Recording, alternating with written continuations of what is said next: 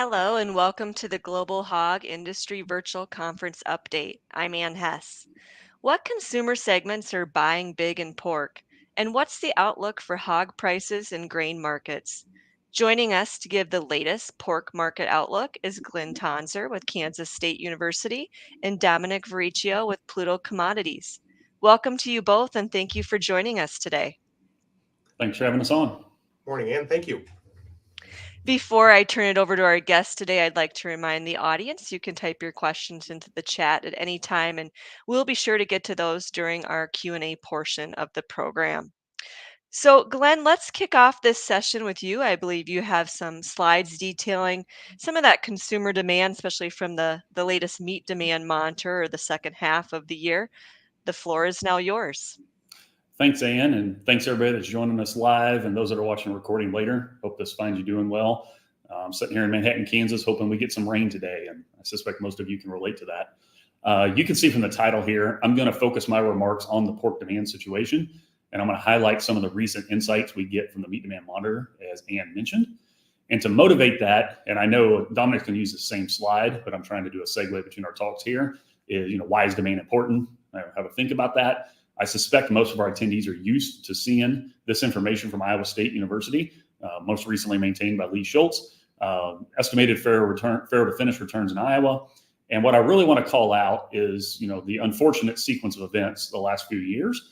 And a quick reminder would be when we went from 2020 to 2021, and then again from 2021 to 2022, producers saw both their sales price, think barrel and gilt sales prices, and the cost of production going up. In 2021, the sales price increases exceeded cost increases, so it was a good year. In 2022, the opposite, so both went up, but costs went up more, so we started having the profit squeeze. And then by the time we got to 2023, and this is the real reason to motivate this, we saw a small additional increase in cost, but a large decline in sales value. And I put in purple here the decline of $32 per head in sales value that drove that profit squeeze that started in 2023 we're all aware of. That begs the question, why did that happen? Where did it come from? And I'm here to say it was in large part because of some demand challenges. The way to think about this, most of us are used to seeing not just those fair to finish returns, but things like cutout values. And what I have in front of you here is a scatter plot from 2015 through current 2024 data for the first 3 quarters of each of those years. Because we're sitting here in October, right? 2024 is in process. We can take observations to date, the first 3 quarters of 2024, and compare them with the first 3 quarters of prior years. And horizontally here, we have the total loads, or think volume of wholesale pork, again, for the first 3 quarters. And then vertically, we have the inflation adjusted, or economists would call that a real cutout value. The red arrows tell the ugly story in this complex. As we move from 2021 to 2022, notice that arrow is pointing to the left and down. Lower volume sold at a lower price.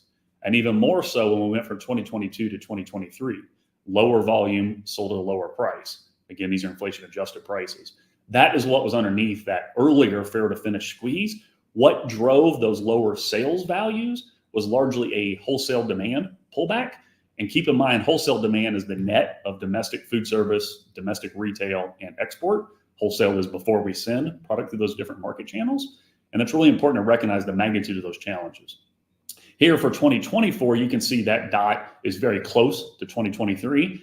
And for today's discussion, I was going to say 2024, the first 3 quarters, were very similar, slightly better than 2023.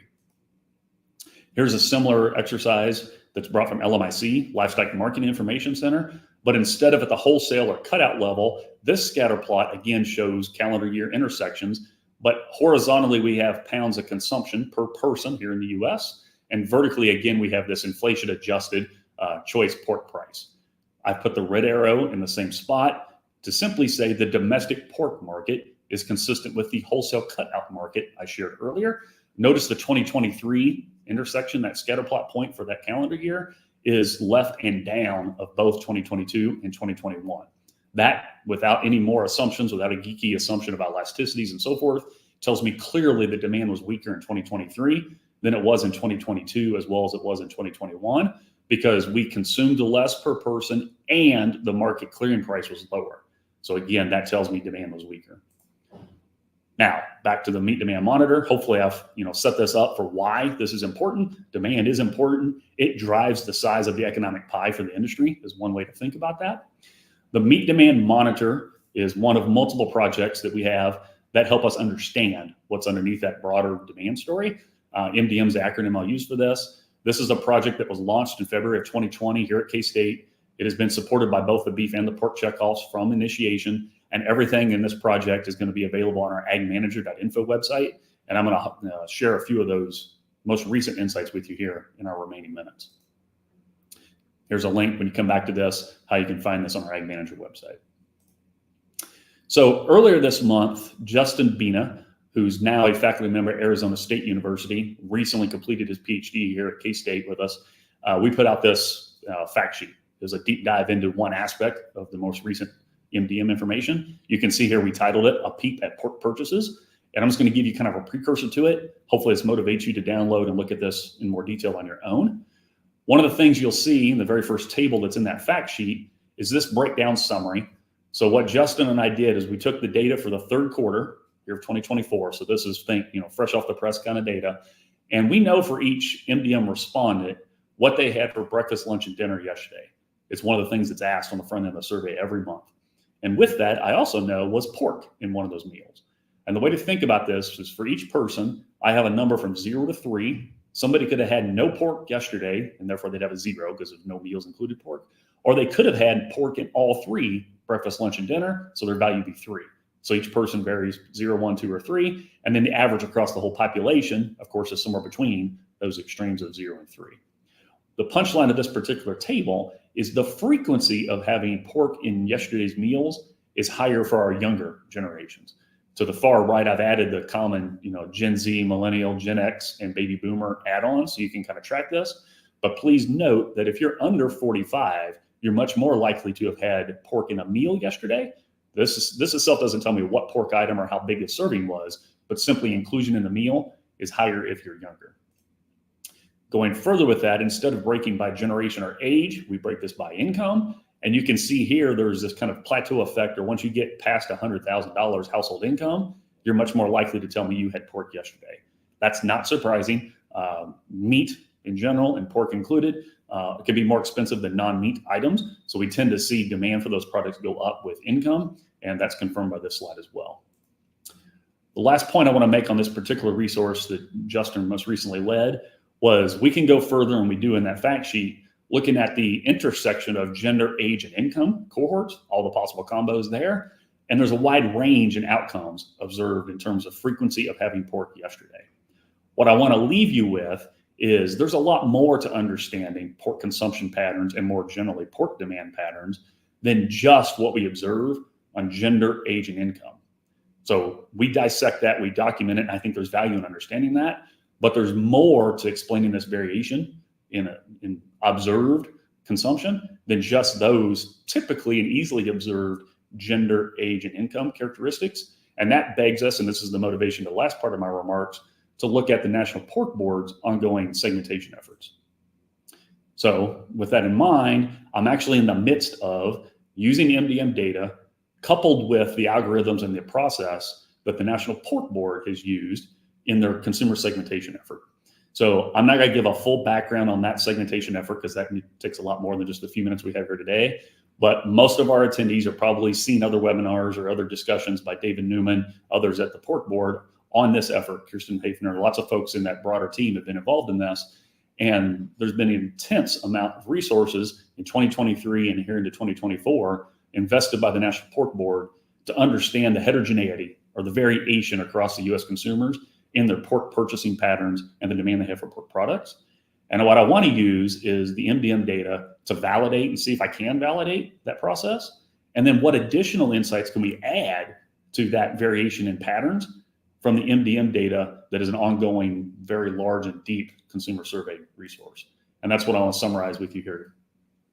So you're looking at a chart here. I'm an economist, I don't make real fancy charts, but there are 7 segments that the National Pork Board segmentation effort has identified. You can see the names of those here. I took data from March through September of 2024 from the Meat Demand Monitor. And that corresponds with over 21,000 respondents. So this is a deep data set. Remember, each month we're surveying all the time. Like I just wrapped up the October data collection, getting ready to start the November collection here in a couple of days. We're regularly collecting over 2,000 responses per month. So in this case, I have over 21,000 for a multi-month period here in the middle of 2024. What I want to impress on you is the size. So the relative size of each of these 7 segments is very similar here in the middle of 2024 when I look at it with the meat demand monitor data, as it was concluded by the National Pork Board and their other consulting groups when originally done in 2023. I break this down by month in this figure, and I'm not going to read all these numbers. I don't think that's the point here today. But each month that I've tracked this, again, March through September here in 2024, with the MDM, we get very similar size composition conclusions and gender, income, relative consumption conclusions by segment, very consistent with, and I would say it validates what was done outside of the meat demand monitor data. So to be clear, I'm using this additional new data set to cross-check and confirm. And in this case, I am confirming composition and size is very similar. So this should add confidence that we understand the heterogeneity that exists in the U.S. public when it comes to pork consumption and pork demand.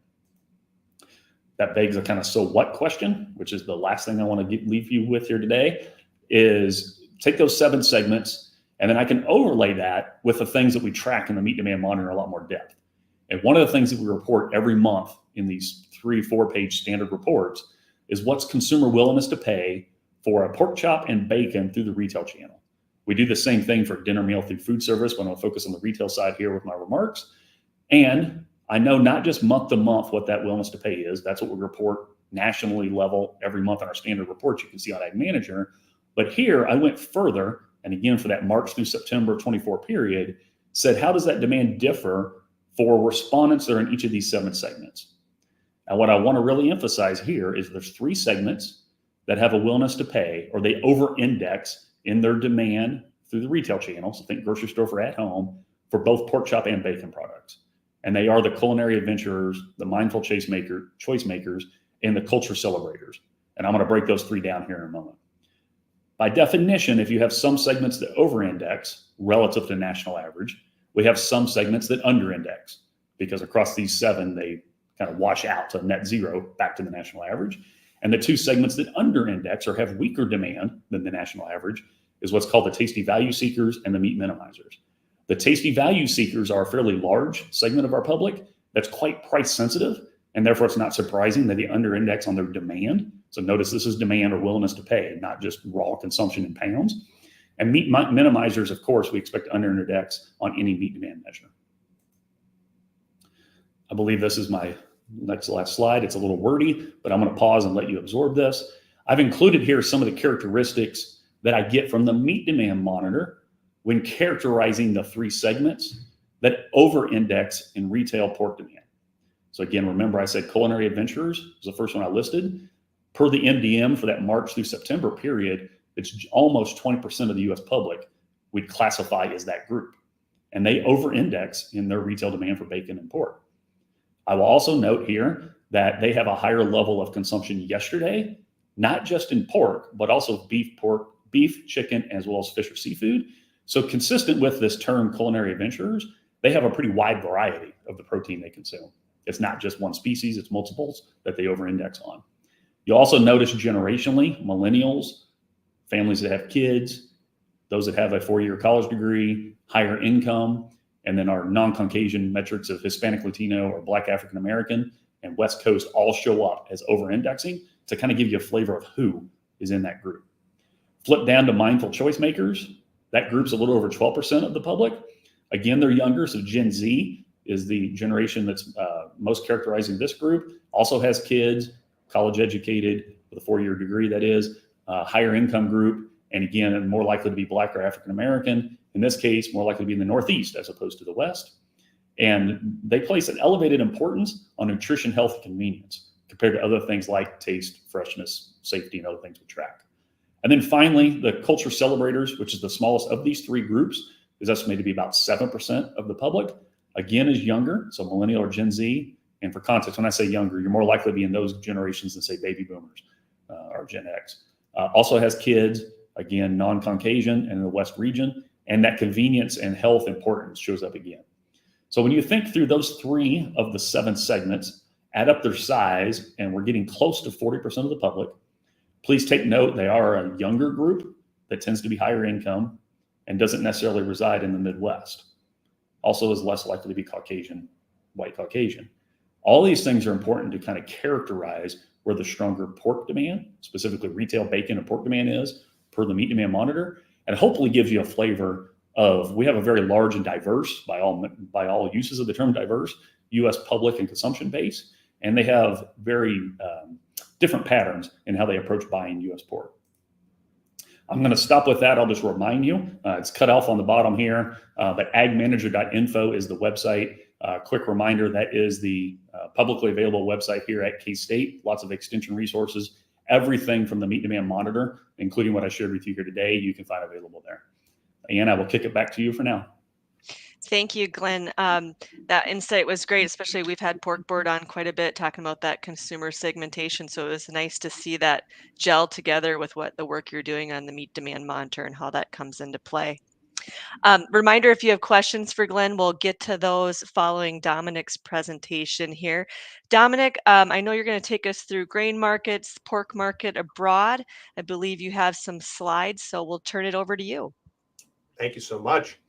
Yeah, we have a very excited hog market here where, in fact, these hogs are up 35% off their July lows. That's a $22 a hundredweight move. We've had a heck of an uptrend here in this hog market. So it certainly is something to be excited about with prices going up like this. And today, I want to get into a little bit about what got us here and what can change to maybe top this market out. When does that come along? You know, this move is counter seasonal as well. We usually see pork production pick up heading into October, November, December. So we have to wonder about that.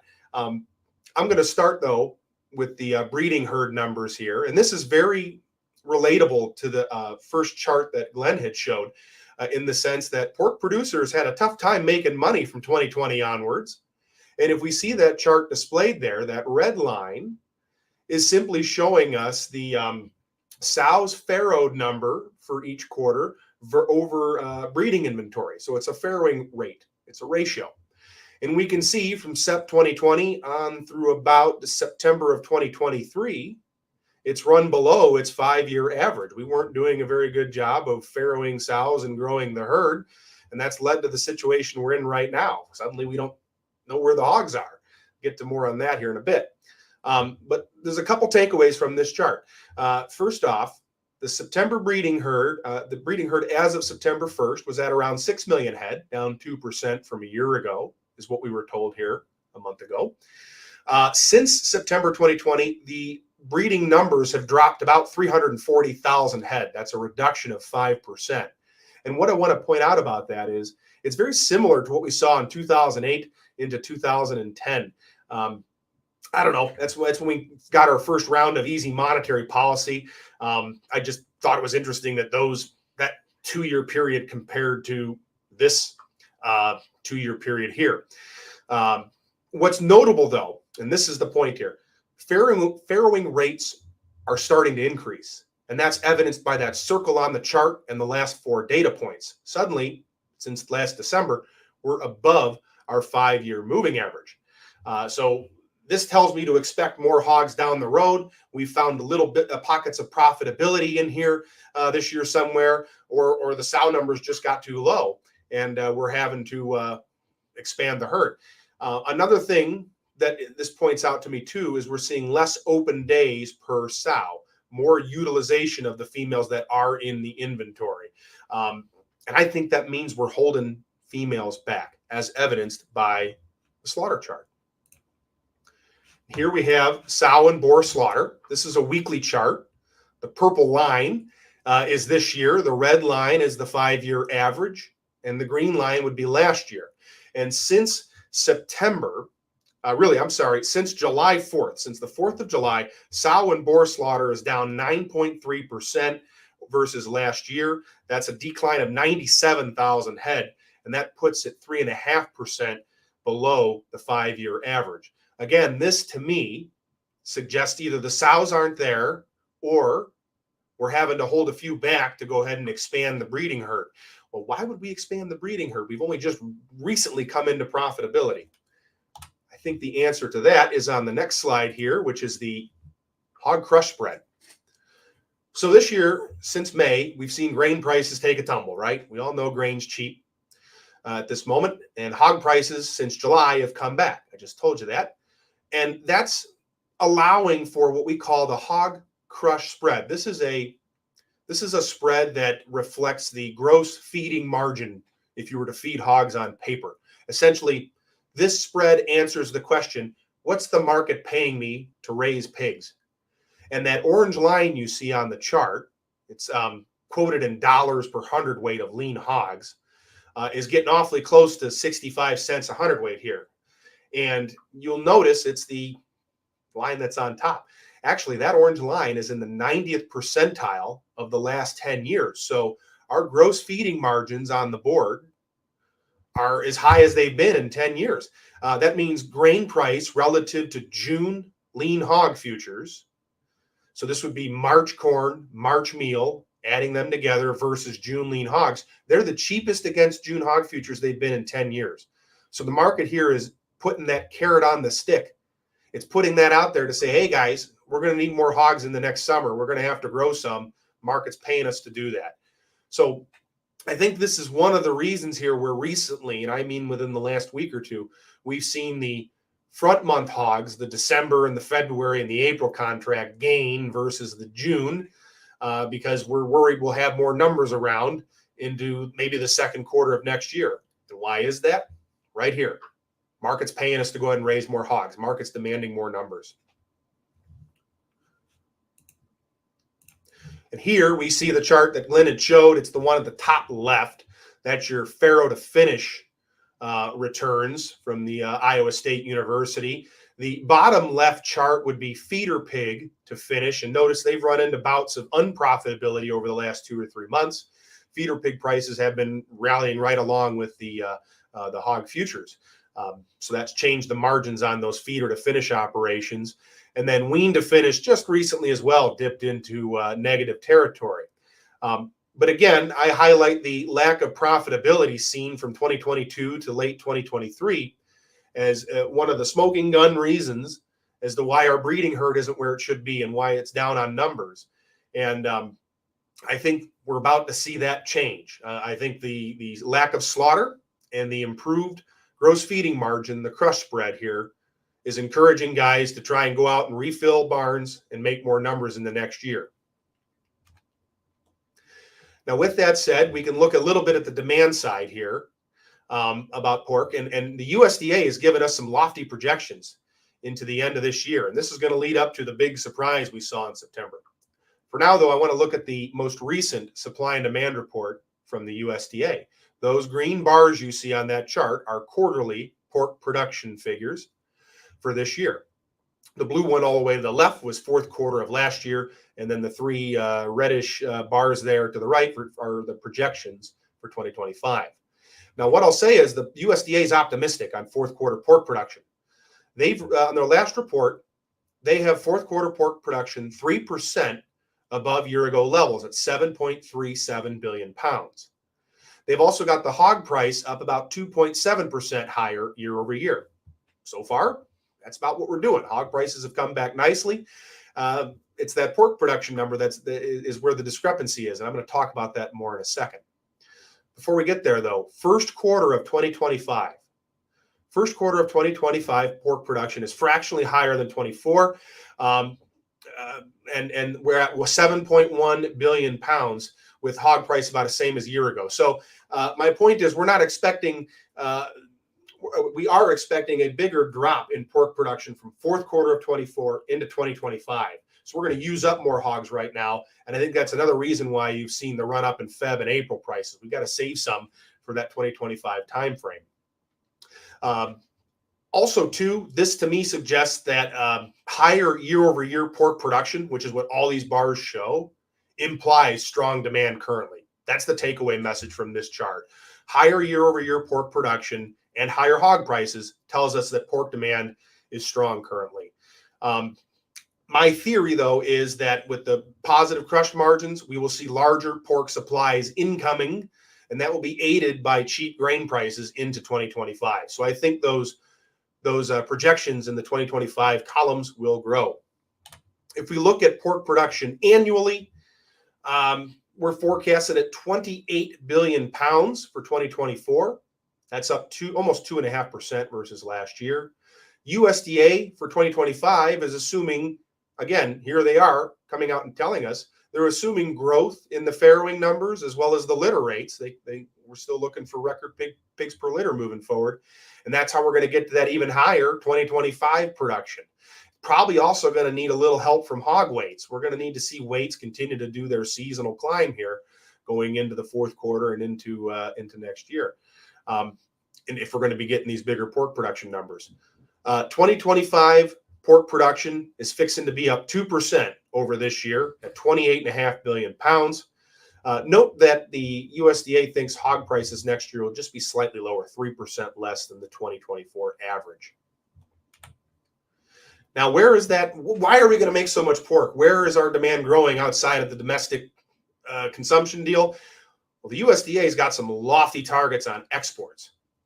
If we look at these green bars and how big they get for 2024 and 2025, we're talking about nearly, 30 to 40, not quite double, but, a big jump here. 2024 exports are pegged at 7.2 billion pounds. That's up almost 5% from last year. 2025 exports are fixing to be 3.5% above this year. And a lot of that demand is coming from right south of the border in Mexico. They're the ones driving our pork demand right now in the export marketplace. But the USDA makes a very interesting point in that we're expected to take away market share from the EU. So the 2025 estimate is large due to competitors slowing export growth. So it would seem that the higher cost to raise hogs over in Europe, their green policy over there is having a material impact on their ability to produce pork. And I guess that's to our benefit because we can still produce it and we're going to take over some of their export share is what this is suggesting. With this said, 2024 pork exports are fixing to be a little over 25% of commercial pork production here in the U.S. And next year, they expect that number to be closer to 26%. So we're just seeing more and more of our pork production go into the export marketplace, which I think is exciting and good for the hog producer. Here, this chart is telling us where that demand shift is occurring, right? So global pork exports. And this chart is showing us the top pork importers out there this year so far, and that's Mexico and Japan. And for this year and next year, simple fact of the matter is USDA saying that those two destinations will be more important than China. And I think that's mainly because China's been stuck with a very sluggish economy. We're waiting over the next week or two here to see what the results of the government meetings they're having. They're having big meetings on stimulus talks in China at the moment, and they're trying to go ahead and push that GDP up, push up consumer, consumption over that way and get people back to making money again there. And I think that's a wild card for next year, by the way. Suppose they succeed in that stimulus. Well, then maybe that green bar for China isn't as low as we think. One more point I want to make about this is Brazil pork production would act as a competitor here down the road for Mexico. I think Mexico remains a core destination, but we are seeing a ramp up in Brazilian pork production, and they just come up with a trade deal a bilateral one between Mexico and Brazil here this year. So that's a little bit of competition moving into our turf. Final note about this too is when you're trading hogs or wondering about hog prices and where they might go, we need to be mindful of the Mexican peso and the Japanese yen. These currency moves have had material impacts on the hog market this year, namely back in June and July when the Mexican elections happened in June. We had a very big weakening of the peso. So our biggest pork purchaser, their purchasing power dropped greatly around their elections. And I think that was one of the reasons for the sell-off this summer. Here's our current export sales progress. Looking really good. We're above last year's levels. We can use a little more demand to hit that USDA target, which is that dotted line there. But so far, so good. We're above year-ago levels. I'm not worried about it. And I think what this tells us, too, is the pork cutout below 90 may not be rationing demand. So I think that's one of the reasons the pork cutout has recently run up to 100. Now, here's the big question. This is the mystery here. It looks like the USDA has missed the hog inventories, possibly by the largest amount on record. And I think this is why one of the main reasons we've seen the DEES and the Fed hog futures climb to the levels they currently are. I was taking wild guesses at this back in August as to why the hogs keep going up, and they still are.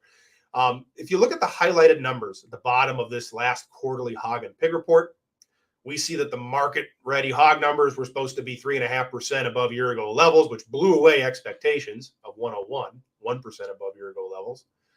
And then the numbers over 180 pounds were supposed to be almost came out at 5% above year-ago levels, and the trade was looking for only 1.5% above. That tells us we're supposed to be running kills closer to 2.7.5 million head. And that's what this chart from StoneX shows us here. If we look at that dashed blue line, that is where, assuming the hog and pig report was correct, that's where our slaughter is supposed to be back in September, here in October, and into November. We're supposed to be over 2.7 million head of hogs killed each week. And we've barely done that. If you look at the gray line, that would be last year. And this chart's a little old, so the dark blue line hasn't caught up. This year hasn't caught up to where we are here in October. But we've run very close to last year's levels, is what I'm trying to tell you, around 2.6 million head a week. And that's not what it's supposed to be. So the market right now doesn't believe the hog and pig report. It believes we've missed, and that's led to this big rally. All I can say is if they've surprised us on this report and they had it wrong, that probably means they're going to make up for it in the December report and make adjustments. So I think this hog rally has a ticking time limit on it between now and the end of this quarter, because the USDA is wanting to probably go back with their magic pen and revise these numbers. Or we could be surprised. Maybe we were holding back the numbers for November kills, and maybe we do see kill perk up here in November. We've started to see just incremental builds in the kill over the last 2 weeks here, but nothing where we need it yet. We need to be north of 6.5 million head on the kills. So with that said, I think when we're thinking about hog prices going forward and when does the top come in and when should I be locking in winter hog prices and summer hog prices, and I think that's the most important question for a hog producer right now. I think that's what we need to be looking at. The two things that give us the clues as to when the tops come in is probably the weights and the packer margins. The chart there that is labeled Iowa, Southern Minnesota average live hog weight is only a week old. We've seen weights here do their seasonal uptick. They're climbing seasonally, and they typically do here into December timeframe. I don't see why that would change because, well, meal prices are back down to $300 a ton. They've fallen all month. So I think we can really put the weight on hogs here and keep production moving in an upwardly direction. The surprise would be if the weights don't follow their seasonal pattern higher and they fall below year-ago levels, they fall below 5-year averages, in which case that tells us the market is, in fact, more current. And those numbers very well could be missing. So the weights give us big clues. If you're a hog producer, watch that going forward. The second chart, pork cutout versus average net price, simply gives us an idea of what packer margins are doing. Now, briefly, in the beginning of the month and middle of September, packer margins contracted a little bit because the cutout wasn't keeping up with the rise in the hog price, at least on the board. Now we're seeing that cutout push back above 100 again, so margins here have recently improved. So my guess is if the packer's making more money killing hogs, they're probably going to start making more pork.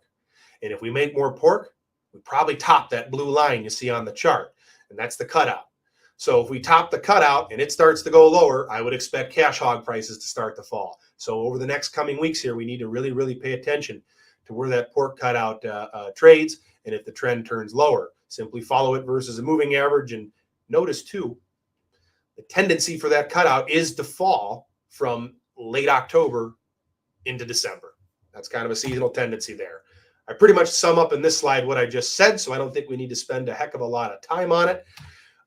Some charts here. I mean, here is the magnificence of what is the current December hog rally. We hit one of our price upside counts targets yesterday, 82.15, and we're above that today. Here we're trading 84.25. We've already blown past that by $2. We have another target at 91.92 should we get there.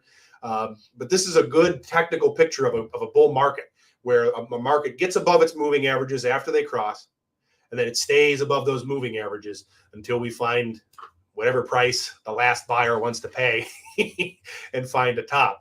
Again, educated guesses on our end are around here or up there at that 91, 92 level. We've got quite a spread there, but that's what our charts are showing us for the DEES. Out there in February, we've already gone past that target at 83.90. 92.30 is our next upside target.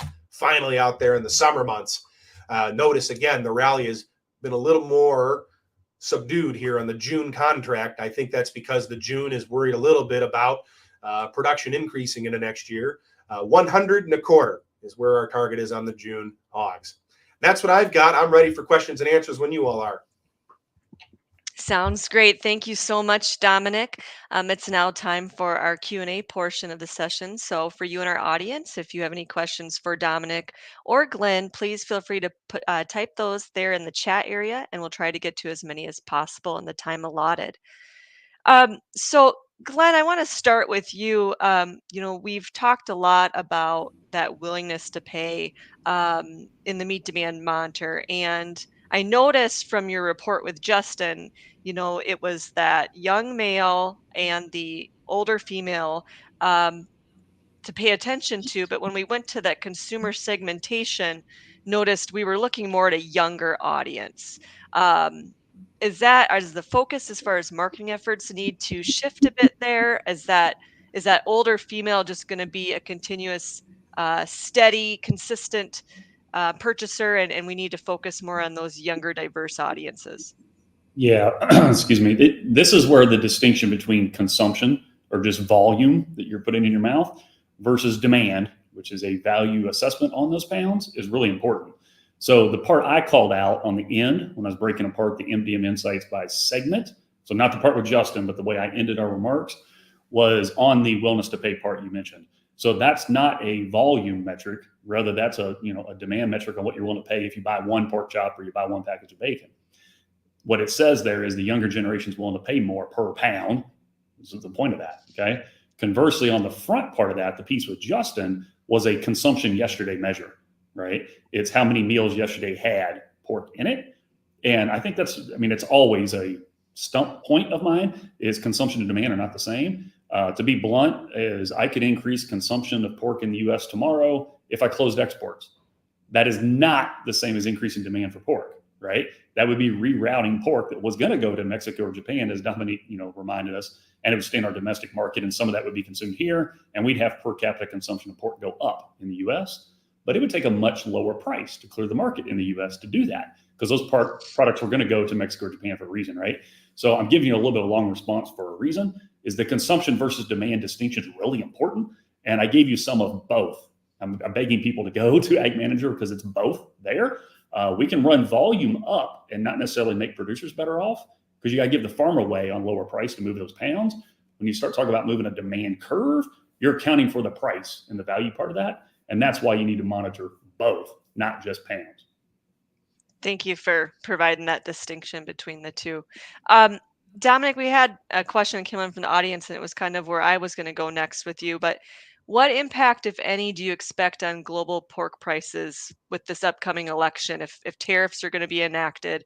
And I also know we were in our policy column each week, we're discussing, if some of this policy comes through on some of those inputs, that if there's any issues there with fertilizer or pesticides, things like that have been talked about in some of these policies going forth. But let's just start with exports and tariffs. Any impact there you see? Yeah, I think this is a very interesting question because things are so different versus last time. We had a pandemic come out. We had African swine fever going around China there, and phase one trade deal was in place, which started a trade war back in 2019. And I think we have to go with what we know for right now, and that was the phase one trade deal.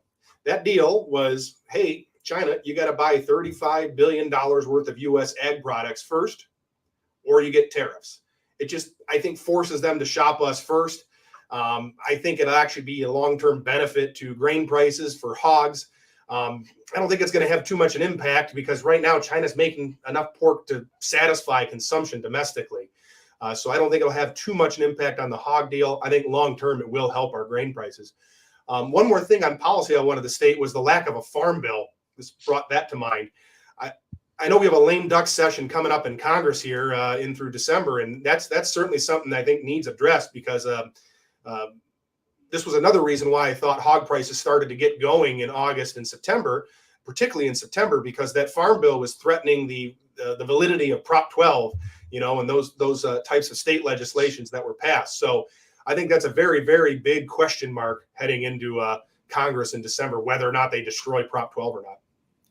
And if I may, can I jump in and add? Yeah, I absolutely. don't disagree with a single thing that was said there, but I want to remind the attendees that, Domenic brought up the exchange rate in his comments, right? The peso and so forth. And, I want to take the edge a little bit off of who was elected, just to stay in our lane on that part of it a little bit, is if you read the Wall Street Journal and so forth, there's a growing discussion about, if we're not serious about debts and deficits and so forth, what does that do to the US dollar compared to other currencies around the world? So, and I'm not trying to make a political point here. That's not the point of that at all. But in terms of just markets working, relative, right, US versus peso, US versus yen, and so forth, always matters on pork trade. And Domenic reminded us that is why I'm doing that here. But I can make an argument that's just important to monitor, as it is the tariff discussion is the point. I think that's also important to keep in mind. And yeah, just to follow up on that, Dominic, you mentioned Mexico continues to be a strong player for us, but maybe seeing some competition from Brazil. The regulations in EU, you see that really helping us maybe grow our market share there for exports in 2025? Yeah, I think if they continue with the path that they're on with climate regulation, they kicked the can down in a big one there about that deforestation rule. That can was kicked down the road for a year. But if they continue to pursue that and we don't, well, I would imagine that puts us at a bit of an advantage. Number one rule in producing meat is whoever can produce it for the cheapest usually gets the most business. I mean, that's how Tyson was built, right? So, and in the spirit of just adding again, Yeah. I'll remind folks, we've had more than our share of river transportation and port challenges. I agree with what was said there, but at some point, logistical ability to deliver those pounds also matters. The U.S. historically is very blessed with a pretty unique, globally speaking, river system that underlies that, and we have ports on both major oceans and so forth. So I still think we're well positioned. Don't take my comments the wrong way, but we do have fairly dated infrastructure with a lot of elevated political discussions around unions at ports and so forth that belong in that discussion as well. Definitely a hot button topic this year with the unions. Dominic, do you expect, are we gonna we're not going to see further industry contraction? We're going to see that breeding herd continue to grow, and there's going to be that demand for it, as you mentioned, and feed costs are going to keep staying pretty low. Yeah, I think pork's going to have to, because I still don't yet see how we're going to get the cattle herd to expand. It still seems we're going to be running short on beef in the coming years, at least here in the U.S. And I think that's a big issue. So I think pork's going to make a nice substitute good going forward. Those of us that graduated with an economic degree, that's what we call it. So I think pork is positioned that way, along with chicken and poultry. But poultry still just seems to have issues with bird flu. And heck, we're having issues with bird flu in the dairy herd here recently too. But in the long run, I think pork does see substitute good demand come into play due to our lack of cattle herd. Yeah, and speaking of other species, Glenn, your meat demand monitor focuses on chicken, beef. How are we comparing in 2024 compared to those other cuts? Yeah, from a domestic demand perspective, I would say the most common thing at play is the typical U.S. resident has been pessimistic about their finances. So when I ask them, what's your finances compared to a year ago, and what are they, what do you think they're going to look like over the next year? It's 20% or less that regularly tell me month to month throughout 2024 that their finances are doing better than a year ago. And the reason I'm interjecting that is I've ended most of the monthly reports in 2024 with a breakout that shows that minority that says their finances have improved is consuming meat and paying a higher price per pound for it than the other group. And that's not unique to pork or beef or chicken, is why I'm interjecting it, is that's more a macroeconomic headwind, if you like. And I honestly think that's the most important part, not a species A versus species B part here in 2024. So they're not substituting one for the other. They're not going vegetarian or anything by any means. They're definitely not changing the diet to the vegan vegetarian versus regular consumer. If anything, during the MDM's period, which started in February 2020, we actually see a slight decline in those alternative diets. So that's for a different discussion. I can get more resources on it. But to the point on quote unquote substitution, there is a little bit of that that's about to happen, per Dominic's point, on availability of beef, right? But this is also where my point on consumption versus demand is really important. I'm 100% in the camp. We haven't pulled the trigger on expanding the beef herd. It'll be the summer of 26 before we really start it. So we're going to keep talking about this as, dwindling beef supplies for a while. And that is an opportunity for the pork space. I agree. But I think we tend to overestimate the substitutability from a demand perspective between the products. I don't think the general public treats a chicken breast, a pork chop, and a ribeye steak as perfect substitutes. We sometimes present it that way, but most of these species work a little bit more independently than they did 20, 30 years ago. Geeky economists term those cross-price elasticities have actually been shrinking over the last 20 years, is what's behind that comment. Yeah, and Dominic, I'll let you weigh in on this. We've had both of you on with our beef virtual experience, and maybe for our pork audience, just kind of what you're seeing in the cattle markets that pork producers should be aware of. Yeah, it's sort of the same thing. We're wondering where the expansion is going to come from. In hogs, we think we found it with those farrowing rate numbers I showed you. With cattle, we're still guessing at it. This was probably the worst year to have not had a biannual inventory report come out in July, because now we don't know how many feeders are outside of the feedlots on a quarterly basis. That's issue number one. And it's just going to make it hard. It's going to be one big surprise in January when we finally figure out how many beef heifers were held back to be calved and how many cows had calved. We have no clue. And I think that's one of the reasons the feeder market was very reluctant to break after we saw that meltdown in August. It bounced right back because we don't know how many fall calves there are. We don't know how many feeders we got back for the fall. We think we placed a bunch of them in backgrounding yards for the January timeframe, and I think that's what the market's currently trying to price in, is the risk of a little bit of a bump in supply of feeders in January and March. But in general, nobody thinks the beefs. Everybody I talk to, and I know it doesn't seem that we can grow this cattle herd before 2026.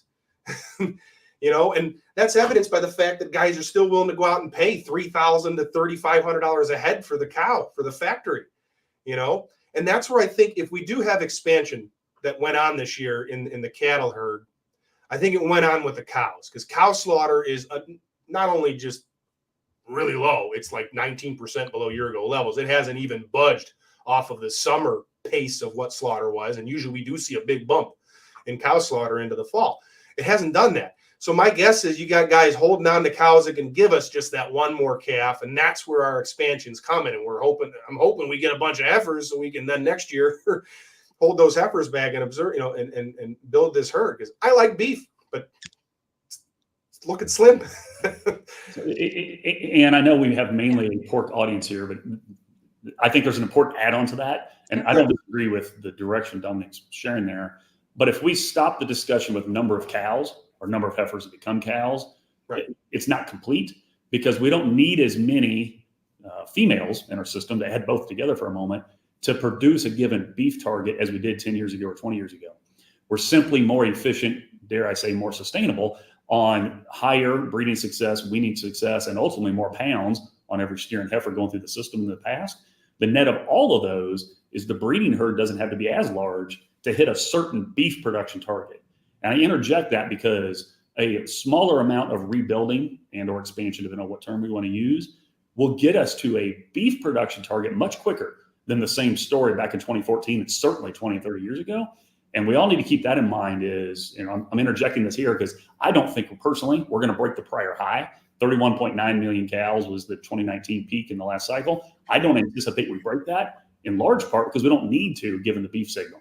So it's more than just the head count. It's the pounds being produced that's really important in the market perspective. And weights are at a record right now. So we're doing a really good job of putting weight on the cattle. Yes. Yep. Helps we had a nice fall too. Mild weather. We need some rain. Yeah, that too. Great points on the cattle side. Question from the audience for you, Dominic. The EU lost business to us because of green emphasis. How do we compare with Brazil? Yeah, I was pondering this when it popped up, because I haven't brushed up on my Brazilian pork export numbers in specific destinations. I guess the answer I'll give at the moment was the BRICS just met, right? They just had that big meeting over there in Russia, all these BRIC countries. And I think that's the risk, where Brazil's in the BRICS, China's in the BRICS, a lot of Southeast Asian nations are in the BRICS. And I think that can lead to lessening our, remember that big green bar I showed you about what the USDA was forecasting for pork exports next year? That's a wild card right there. The BRICS getting together and facilitating trade and taking away our market share under that new economic bloc.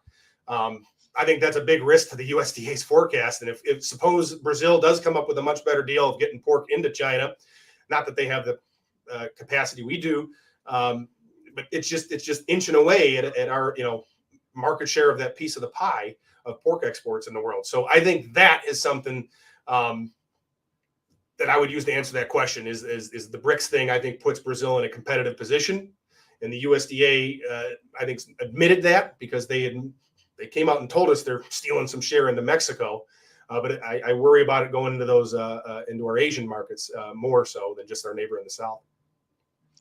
A lot of key things to think about here when it comes to exports. Is our percentage of total production changing at all from what the USDA is forecasting in 2025? I know at some point we talked about, would it be 30% of our production heading overseas? What does that look like? Yeah, I did hit on that. It's currently sitting at about 25%. We're looking for it to bump up to 26%. It's a 1% jump, roughly, a percent of production that goes into the export market. So it's a small bump next year, is Sure. what they're forecasting. Okay. Just want to remind the audience, if you have any questions for Glenn or Dominic, post those there in the chat, and we will try to get to them here. As we wrap up here, what are some, maybe to both of you, final comments, maybe concerns for rest of 2024 and as we go into 2025? Concerns, maybe opportunities for the pork market. Glenn, I'll start with you. Sure. The ongoing distinction between consumption just as a volume versus demand and value is really important, because I do think the pork industry could gain as the beef industry declines a little bit. But if it doesn't gain on value, we're not really getting ahead. So keep that point in mind. That spills into the next 2 or 3 years to the point about where the beef herd is we talked about. Something we haven't belabored here, but I'll highlight because it's a little bit back to the political part. And Domenic brought up the lack of a July cattle inventory report and whether or not hogs and pigs report clinical was accurate or not. As a disclaimer for a moment, I've worked a lot with USDA trying to advise them how to improve different procedures on mandatory price reporting and different reports, so forth. So that's my disclaimer before I give you the next comment. But most consider USDA the gold standard when it comes to public reporting globally. There's a lot of business done outside the US that's priced off of those USDA reports, and that's kind of the market proof of that. I'm all for there's ways to improve it, but for our listeners here, I would argue and sort of defend USDA for a moment, is the quality of what they produce is very contingent on the quality of what they get from the countryside. So if you have some frustrations with the hogs and pigs report or whatever example you want to use, you have the right to complain. That's fine. You can do that. But the best thing you can do, in my opinion, is to be an active participant and an honest responder to those surveys and so forth, because the quality of what USDA has to work with has a lot to do with the ultimate accuracy of the reports. The past research I've done says, there's no reason to believe they're necessarily biased reports. I'm not trying to say they're biased. I actually think they do as well as they can for what they got. But it's sort of a plea from this academic to respond and help the quality of those reports. Help yourself. Don't just complain about it. Great point. Dominic? Yeah. Well, I think opportunity's knocking for hog producers right now. Like I said, prices have come up 35% since August, the summer lows, and things are looking pretty lousy there. So I think you've got an opportunity right now in the hog market, and I think we need to take advantage of it before the packer figures out that, hey, we need to produce more pork, because that's eventually what's going to get that cutout to go down into end of year. So, there's that. One thing I didn't bring up is interest rate markets, and not to go on a wild tangent, but bond markets have been selling off. And I think that's the hidden hand behind pork expansion or contraction, is the cost of money, right? So I'm very, that could be the opportunity. If we start to see more and more bad data come out here, then we might get back to that free money policy the Fed did for so long, and interest rates come back down, cost of borrowing come back down. So that's another wild card going into next year I wanted to bring up. Very good. Well, I want to thank you both for joining us today, Glynn Tonsor and Domenic Varricchio. We appreciate you taking time to join us and sharing your insight as always. Thanks for having us on. Thank you so much. We also appreciate all of you being with us. We also want to thank our platinum sponsor, United Animal Health, for their support for today's event. Up next in our Global Hog Industry Virtual Conference update, do hog farms cause disease in North Carolina neighborhoods? We'll dive into a reanalysis of this research with the University of Minnesota on this critical issue. After that, we'll take a brief break before catching up with Swine Health Information Center on their latest wean to harvest biosecurity research and protocols that producers can implement now on farm. We hope to see you in both sessions. For National